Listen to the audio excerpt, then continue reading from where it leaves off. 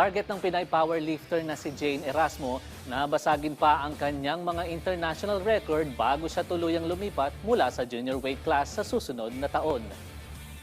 Ihahatid pa rin ang balitang yan ni teammate Jamaica Bayaka. Sanay na sa bigat ng pressure ang 22 anyos na powerlifting national team member na si Jane Erasmo. Sa kabila ng pagiging isang world champion, patuloy ang aktibong pagsali ni Erasmo sa mga local at national tournaments, kabilang na ang Perlas ng Silangan Powerlifting League bilang bahagi ng kanyang paghahanda bago muling sumabak sa international competition sa 2026. Iba yung iba yung nandun ka sa World Game, World Championship. Iba kasi nandun kasi binabantayan mo at the same time yung mga kalaban mo. Kaya hindi ka masyadong nakakapag-jump ng weight. Kaya, pero dito sa local, mas ma-experiment mo yung buhat mo. Yung kasi yung takot mo at kaba, parang kasi local competition.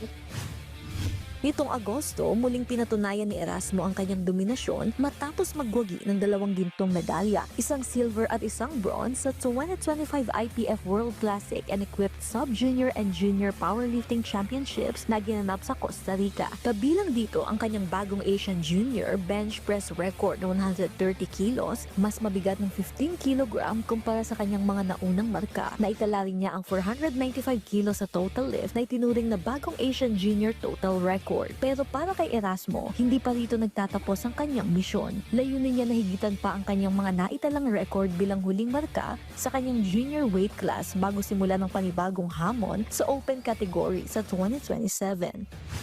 Determinasyon syempre, at saka dapat iniisip lang na kung kaya nila, kaya mo rin. Ganun lang iniisip ko palagi. Pagpatuloy lang po yung training ko, makinig kay coach, dapat disiplinado ko, no? Pero yun nga, maging discipline lang at saka sumunod kay coach.